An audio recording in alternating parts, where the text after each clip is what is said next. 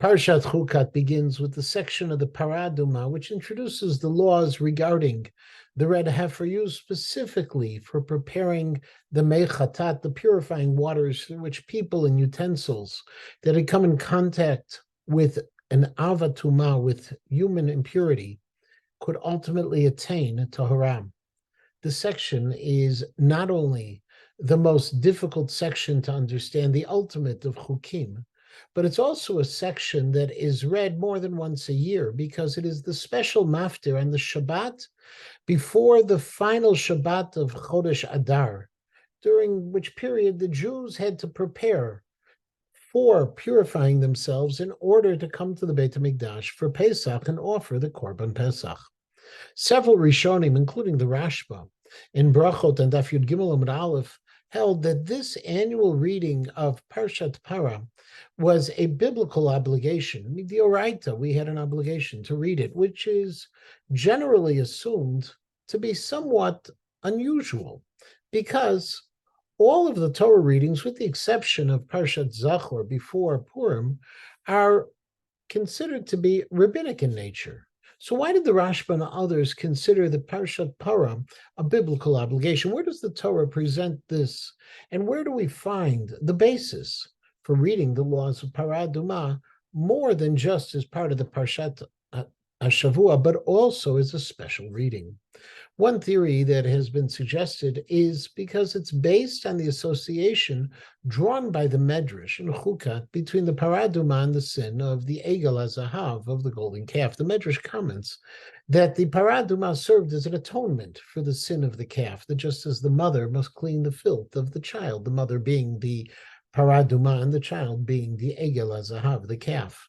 In Sefer Devarim, Moshe Rabbeinu tells the people, Zachor al tishkach et asher hitzafta et Hashem Elokecha b'midbar. Remember, don't forget how you angered God in the wilderness, a command that is interpreted as requiring us to remember the sin of the golden calf. And therefore, just as Zachor et asher salach Amalek, the obligation to remember what Amalek did led to the obligation to read Parshat Zachor before Purim, so too we have an obligation, according to the Rashba, suggested that to read Parshat Parah once a year as well. But what is it about Parshat Parah? What is it about the Chet Egel that we're supposed to remember when we read Parshat Parah? Rabbi Daniel Feldman, Rosh Hashiva at Reitz, who joined us this past Shabbat, suggests that this obligation pertains perhaps specifically to the background, to what led up to the Chet Egel, having occurred just 40 days after Ma'amad Har Sinai, the Sinaitic revelation. Chet Egel teaches us that a person must never rest on his laurels with an assumption that he has reached the heights of spirituality and therefore is safe from any of his negative tendencies. Because the Jews, even after experiencing God at Sinai, were still capable of worshiping a graven image less than 2 months later.